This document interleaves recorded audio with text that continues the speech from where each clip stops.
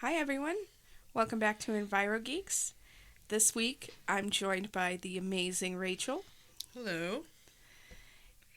and we're going to talk about a couple different things.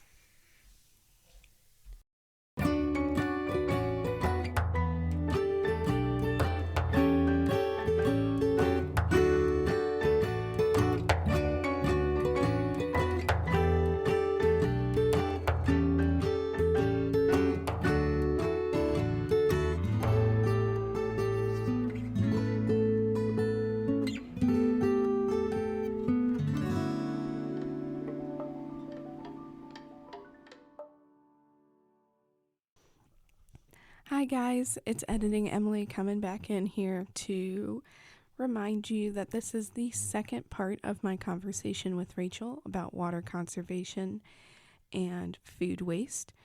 So this will be part 2, food waste. If you haven't listened to part 1, head on back and listen to that part 1. It's a great episode. Other than that, I hope you enjoy this one, and I'll send you back in. All right, so we're going to hop into our second topic for today, which will be food waste. So, as a reminder, we're going to go through kind of the information from the first episode just to remember how much of an impact food waste has, and then we'll talk about it a little more of solutions and things like that. So, 1/3 of the food intended for humans is wasted. This is around 1.3 billion tons of food. This is enough food to feed 3 billion people and is about 1 trillion US dollars wasted. If you don't care about anything but money, $1 trillion wasted is a hefty number to care about. That is, yeah. So, in that first episode, we talked about the effects of greenhouse gases and how waste decomposing in landfills is one of the source for greenhouse gas emissions. With that being said, food waste emits 4.4 gigatons of greenhouse gases per year. And refresh my memory, how much is a gigaton? A gigaton is equivalent to 1 billion tons. To put that in perspective, 1 gigaton is about the weight of all land mammals in the world, excluding humans, and is about double the weight of all humans in the world. This means that food waste we produce emits about 9 times the weight of all humans per year. Good Lord. And if food waste was considered a country, it would rank number 3 of highest emitters, just behind China and the US. That is not something to brag about. Mm-mm. So, in developing countries, 40% of their food waste comes from post-harvest and processing. On the other hand, 40% of food waste in developed countries comes from retail and consumers. So that means that developing countries, it's their inability to manage it to Yes. the technical process of harvesting and transporting food and what have you. Mm-hmm. And developed countries, it's what exactly? So, retail and consumers means stores and people like us buying the product. So, what that means is it either goes bad before it gets sold, or really the main reason in retail is for aesthetic reasons. So, it isn't pretty enough, essentially. Right. Consumers, that comes from us essentially not using the product before it goes bad and throwing it away. So it goes back to the landfills. Mm-hmm. Okay. Yep. You guys gotta buy those ugly produce, alright? Exactly. So this is a huge issue. In the US, more than 50% of all product is thrown away because of its appearance. This equates to about 60 million tons of produce. All because it's not attractive enough. Mm-hmm. This is a huge issue not only because it emits greenhouse gases, but also causes food insecurity. Not only does food waste produce greenhouse gases, but it also wastes resources. Food waste is responsible for wasting nearly a quarter of our water supply, which is equivalent to $172 billion US dollars. 172 billion. It's an insane number.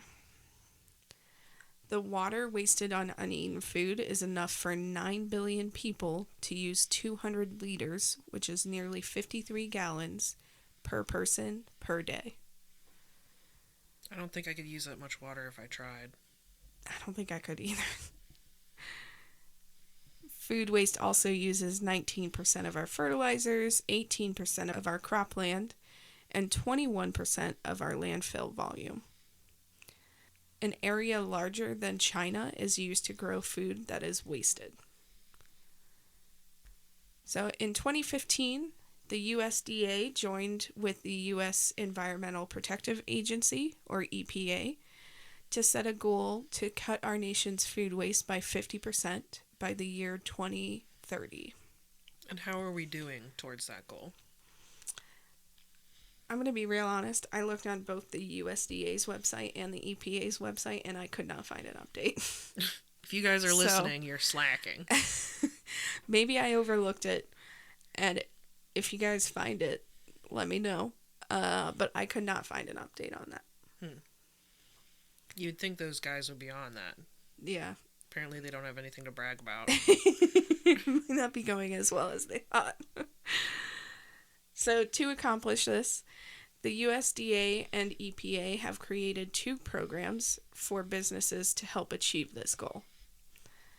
The first being the U.S. Food Loss and Waste 2030 Champion Program, and the second being the Food Recovery Challenge.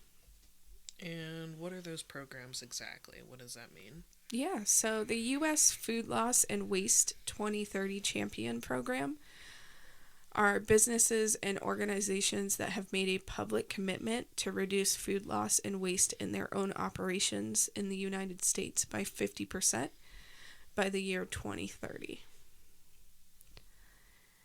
And the Food Recovery Challenge offers participants access to data management software and technical assistance to help them quantify and improve their sustainable food management practices. So participants enter goals and report food waste diversion data annually to the EPA's data management system. They then receive an annual climate profile report that translates their food diversion data results into greenhouse gas reductions to help communicate the good they're doing, essentially. So it's a system to help those people who have trouble with the management aspect side of things.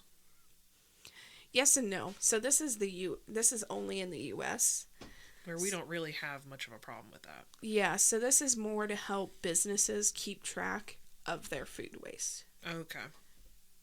So there's quantifiable data out there for them to keep track of. Yeah, so they report what the goal they're trying to reach, and then I'm assuming they also report how much food waste they had, as well as how much food waste they diverted to not, so it didn't become food waste. Okay. And then the EPA gives them a report saying, hey, because of this, you diverted this much food waste, it saved this much greenhouse gases.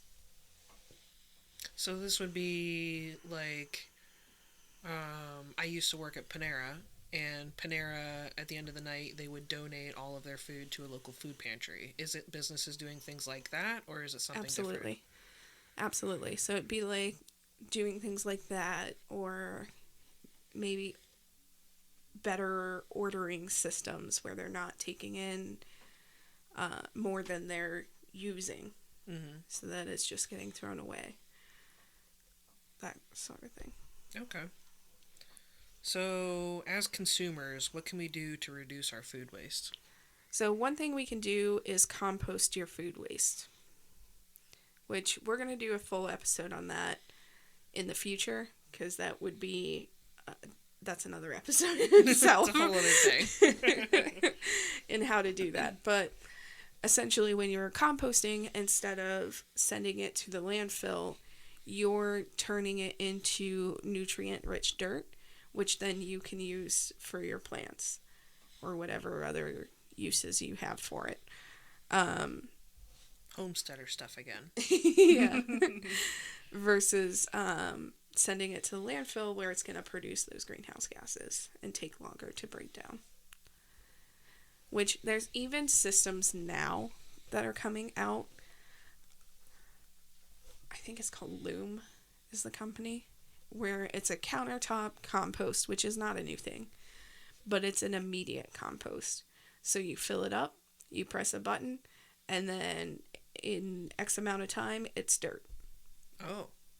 You don't have to wait the full process, and with composting, you have to agitate it. It's the word that's coming to my mind. You have to agitate it every so often. You have to rotate, that kind of thing. Yeah, this is all, you throw it in, you press a button, and within a short amount of time, it's dirt for you to use. So magic happens, and you get magic dirt at the end. Yep. That's pretty cool. It is. It is. I saw an ad for it the other day. I was like, I want one. Being online is not good for me. It's good for the planet, though, it sounds like. So when we're grocery shopping, there is a few things we can do, like making a list. Only about 25% of people shop with a list. When you do make a list, the important thing is that you're sticking to the list. Oh, see, that's where you got me. I make a So list, but I'm real bad at sticking to it. I am also really bad at it. I'm that impulse buyer that is like, oh, that sounds good. I am that person, the candy bar at the checkout gets me every time. Every time. And it's never on my list. Well, that's not bad because you're going to eat it. You know what I mean? So The issue is when you make your list and you go, and while you're walking through the aisles, you're picking up extra stuff that you may not use. Mm-hmm. So if you're picking up stuff that you're going to eat immediately, once you get to your car, it's fine. So what I'm hearing is gorge myself after going to the grocery store to justify my purchases. That's not what I'm saying. That's what you're saying. You heard it here, folks. I'm saying be mindful of what you're purchasing. When you're at the grocery store, you've got your list, you're going to pick up something else off the list. Think to yourself, am I going to eat this? Yeah. Or is this I'm really hungry and this sounds really good right now. So and we'll eat before you go grocery shopping. That is always good advice. That I struggle to follow. The second thing you can do while at the grocery store is skip the cart. Oh. So, just like how bigger dinner plates encourage us to eat more, the bigger cart calls us to fill it. So, use a hand basket, and this can help keep you on track. Oh, my poor little arms, though. It's going to be so tough. Or use, the smaller carts they have now. Okay, I can do that. The two-tiered smaller cart. Yeah, I can do that. I can't do the little hand basket. Oh, no. There's no way. Another thing you can do while at the grocery store is scrutinize the deals. So the deal is only a good deal if you're going to eat the extra products you were buying. If you're buying more product, but you're only going to eat what you were originally going to buy, it's not necessarily a good deal anymore. With this being said, also many stores will give you the deal even if you buy a lesser quantity than stated. So don't be afraid to ask if that happens with the promo that they're running. I'm terrified of talking to people. I don't know that that's going to happen, but I will try my best. Well, the good news is almost every grocery store now has an app. So, can also, like Walmart, you could scan and like you can scan the products and it'll pull up the information. You can then like add a lesser quantity to your cart and see if the deal If it still happens. Holds, yeah. Now, this is not necessarily the case in the grocery stores around us, but at some stores they have bulk bins. So if you are shopping at a store that offers bulk bins, it's normally for grains, nuts, spices, and other dry goods. You should definitely shop from those, as those allow you to buy only the amount you need versus the prepackaged amount. This is especially helpful if you're buying something specific for a specific recipe. You can also use salad bars for mixed vegetable dishes or salads that call for a small amount of different types of vegetables. They will cost more per ounce, but less overall, since you're not buying a huge bag and you only need a tiny bit. Right, and then you're just throwing it away anyways. Exactly. Another thing you can do is use a portion planner. So if you're planning on hosting a dinner party and unsure of how much you'll need, use a portion planner to help you estimate. What is a portion planner? You can find them online, and you basically put in what you're making and how many people are going to be in attendance, and it'll tell you exactly how much you need. Okay, that's cool. Another thing is keep it cold. So buy perishable and frozen foods last, so they spend less time at room temperature. And be sure to shake the water from produce. Water encourages rotting, and it also adds weight, so it'll save you a little money. So, dumb question, why do they spritz the produce with water at the store? You know, I've always wondered that. Because I think it might be to keep them looking fresh. So they aren't collecting dust? Oh boy, that's a pleasant thought. Well, we'll talk about it later, but if like certain vegetables start to wilt, you can soak them in water and they'll kind of come back to life. Okay. So I think it's to help them look as fresh as they possibly can. So it's all a gimmick. You heard it here, folks. I did not confirm or deny that.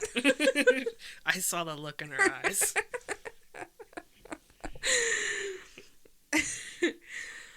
Also, if you won't be home for a while, keep a cooler in your car so that you can put your frozen and cold items in the cooler so that they don't go bad while in transit. So don't be an idiot. Plan ahead. Yeah, exactly. Also, be okay with imperfections, like scarred and oddly shaped fruits and vegetables. They are perfectly normal. And if we don't buy them, the store will toss them in the trash. And realistically, you're probably going to be chopping up your fruits and vegetables anyways, so... For sure. What does it matter? Unless you're creating some sort of beautiful fruit bowl or something like that, I don't think it matters. Exactly. It all tastes the same, so... Yeah. You can also shop at places like Misfit Market, which their whole business plan is around buying the ugly produce, quote unquote ugly produce, and then selling it to us for a cheaper price. And lastly, while at the grocery store, buy the last one. So people often avoid buying the last product on the shelf. Buying these loaners discourages stores from overstocking just to create the appearance of abundance. Oh, so it's all a mind game is what we're hearing. You can find a ton of videos online of the psychology of why grocery stores do certain things. I believe that. Like the more expensive products are generally in your eyesight. Because you're more likely to buy those. Because I'm too lazy to look up or down. I can confirm that. That is true. So yeah, there's definitely a lot. And even at my old job, I worked at a convenience store. And we did the same thing. It was all the products had to have as much product as what could be on the shelf. Mm-hmm. Because I can attest, people will not buy the last one. There's only one thing of grapes out there. No one will buy that. I would more than likely be throwing that one away. That's sad. Mm-hmm. I mean, I guess it makes sense because I think part of your brain thinks that, oh, there must be something wrong with it. No one else picked you. That, and you don't want to be like the jerk who took the last one. You know what I mean? Yeah. So be that jerk. Be the people. jerk. Be that meanie. Take the last one. The next thing you can do is use your freezer. So you can freeze in portions, like using a muffin tin to freeze soup for perfect lunch sizes. That is crazy. I've never thought of that. Me either, honestly. And I love soup. It's the perfect idea because you could throw it, in a Tupperware dish, put it in your lunchbox. It'll start to thaw out, and then microwave it when it's time for lunch. That would be perfect. It's not sloshing around in your bag or anything. Mm-hmm. And what this does, using your freezer extends the life of the product because you're essentially hitting pause. Yeah. So you can also scramble 2 raw eggs so you can cook them for breakfast, which I didn't know you could freeze eggs. You can freeze eggs, guys. I did not know that. I could freeze like a whole egg, like put an egg in the freezer. I don't know if I would do that. I'd probably crack it first. Yeah, because that would probably get messy. I imagine that would burst. Yeah, because, liquids expand, so. Yeah. I don't know how much free space there are in eggs. I've never looked into that. So, you might end up with eggshells all over the place. Might be an experiment for someone else, not for me. Someone do that. Someone do it back. and let us know what happens. We are not risk takers here. I don't want to clean that up. Yeah, we will ask our audience to do that for us.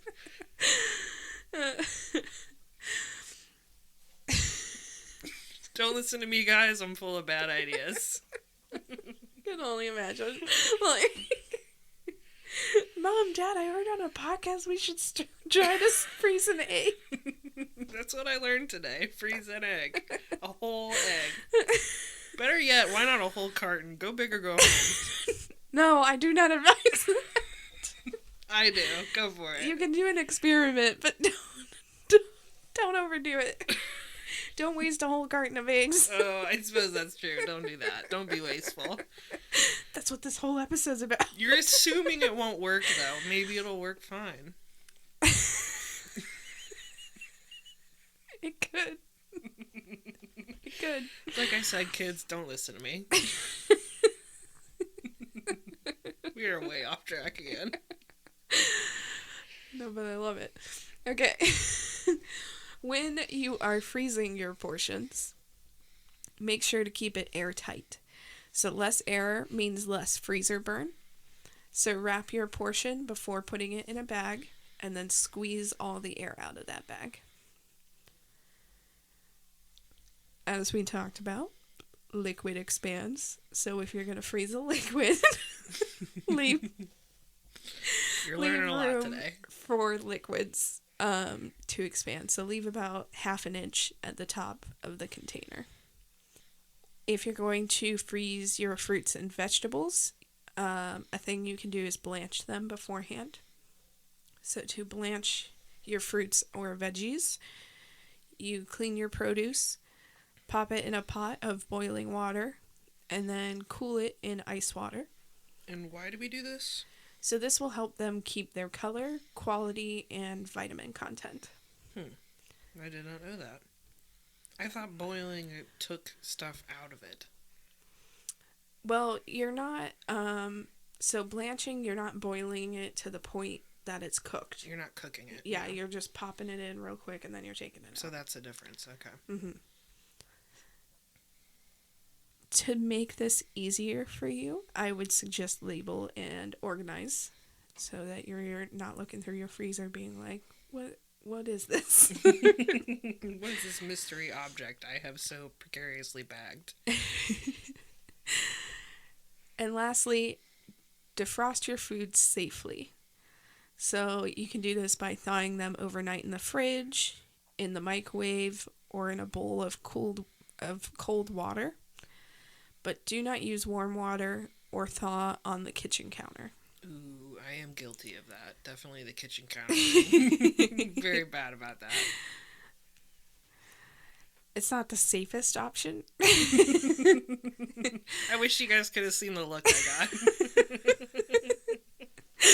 I mean, I deserved it, but still. I would definitely suggest either in the fridge or the bowl of cold water. Duly noted. Learned a lot today. So doing this, if you thaw it safely, means that you can refreeze your food, but you can only do that if you've thawed it safely. So thawed it safely, like what does that mean exactly? Not just the method, but like what quantifies it as being safely defrosted? So when it comes to cold food, there is a temperature danger zone. So it's, what is it, 40 degrees to 130, I do believe. I'm like really going back in my job training from like 5 years ago.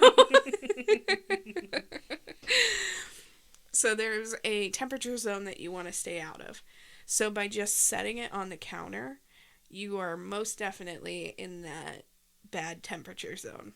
Because there's going to be the outside of it that's going to get warmer quicker. Mm-hmm. It's not going to be an even defrost. Yep, exactly. And you're not keeping it in the fridge so that those stay below the danger zone. Gotcha. And what that boils down to is that you are allowing bacteria to grow. Gross. Yeah. Another thing you can do is revive your food when possible. So, as I was saying earlier, if it's wilted, if you have wilted vegetables, soak it in ice water for 5 to 10 minutes, and that will likely bring it back to life. If you've got stale chips and crackers, you can toast those in a regular or toaster oven to crisp them back up. This works with bread too. So if you've got day or two old bread, you can do the same thing and it turns into perfectly acceptable toast. Less things to throw away. Mm-hmm.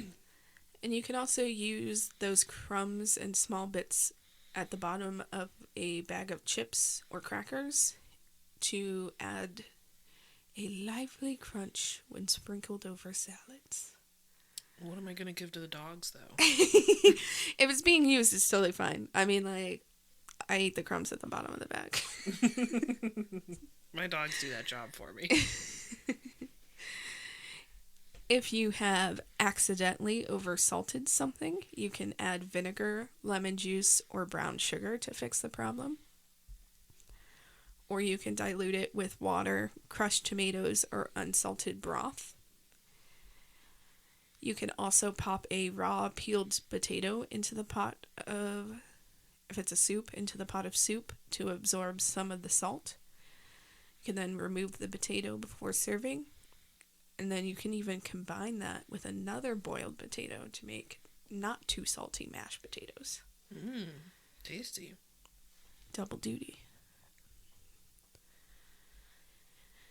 If you have accidentally burned something, you can scoop the unblackened portion into a new pot and cover it with a damp cloth for 10 minutes.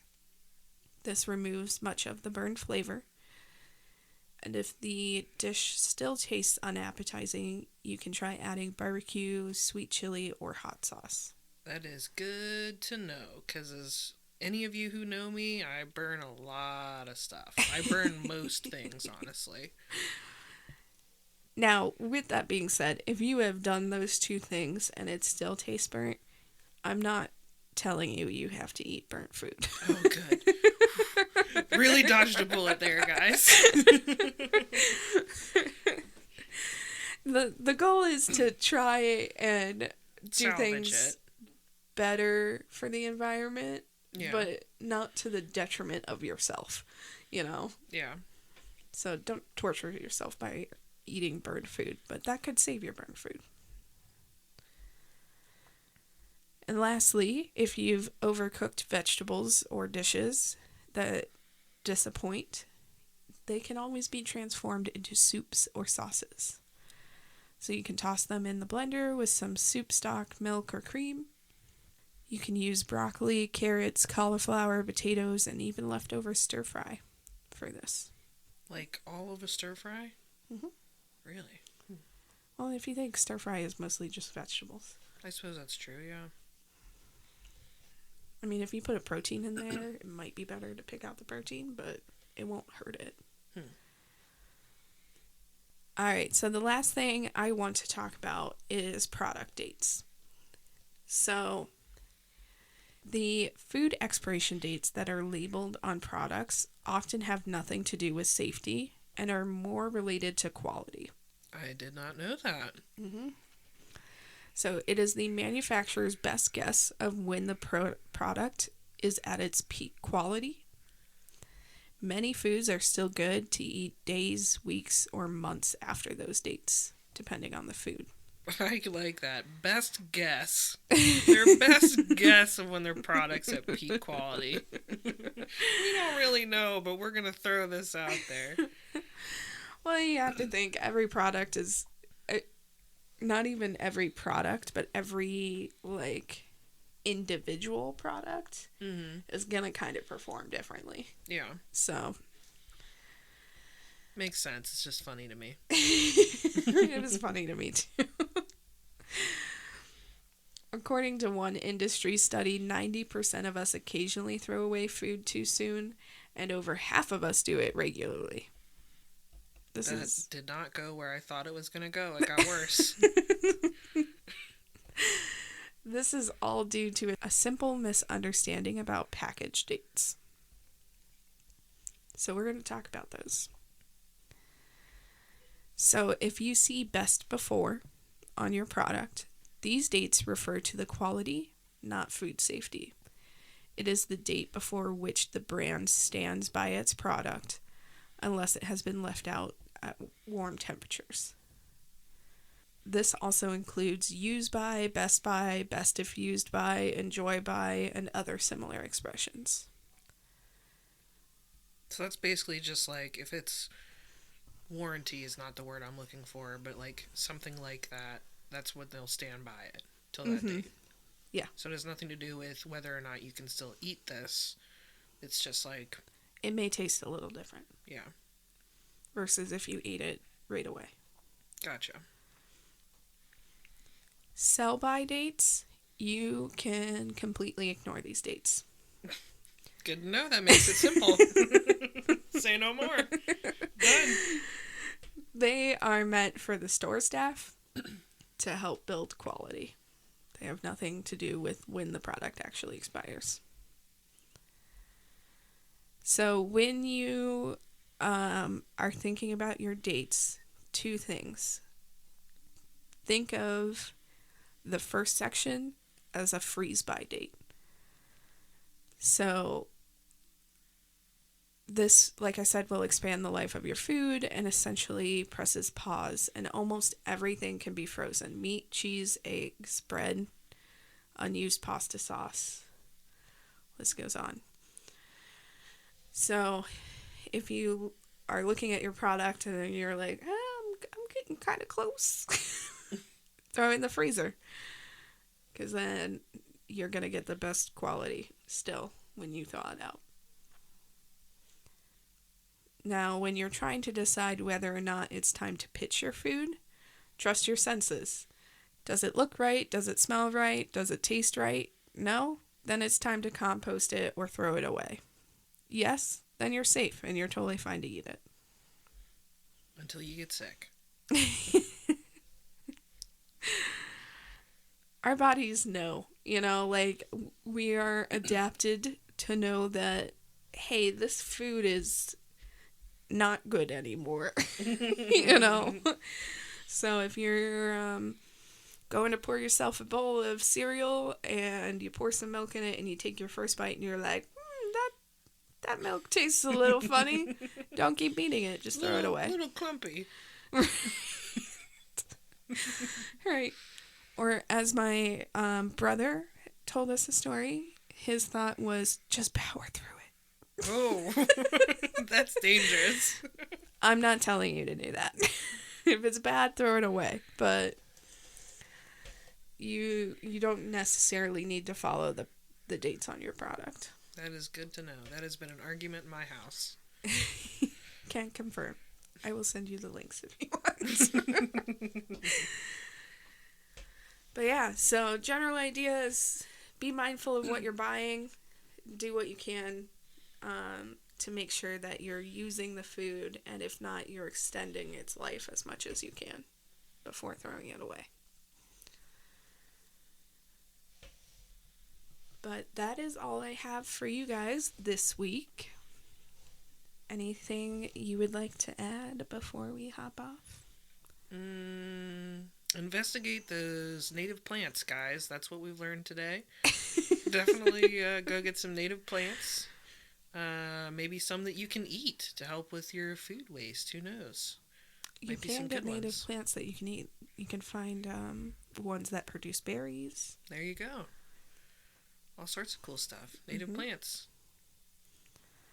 Before we call it a day or call it an episode, I wanted to hop in here again because Earth Day is right around the corner. It's April 22nd. And so be on the lookout for a special Earth Day episode. But on top of that, if you would like to participate in our Earth Day episode, I would love for people to send me some audio recordings or even video recordings of what you do for Earth Day. So I would love for you to join me in that episode. If you would like to, email me your video or audio clip at envirogeekspod@gmail.com, and I look forward to hearing from you all. Thank you. All right, well, if you are not subscribed, hit that subscribe button. Follow us on all our social medias at EnviroGeekspod. And if you have any questions, concerns, comments. Reporting back about that egg test. Reporting back about the egg. Send pictures. Email us at envirogeekspod@gmail.com. And until next time, be safe out there, and I'll see you guys later. Bye.